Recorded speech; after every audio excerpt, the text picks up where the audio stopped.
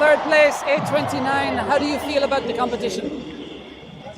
Чувствам се със сигурност по-добре от предното състезание. Целта ми беше да направя резултат, който да е задоволяващ поне малко за мен. И това се случи. Радвам се също, че имах други добри опити, но за жалост отново с фал.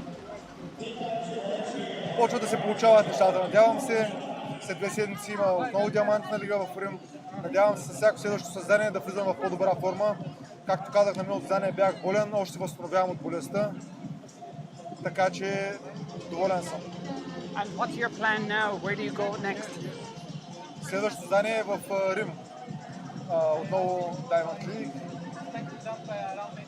И се надявам, пак казвам, там да покажа още по-добър резултат. В момента целя да правя правилно техниката, да показвам добри резултати, за да затвърдя това, което направих зимата и да покажа, че съм научил какво е дълъг скок. Thank you.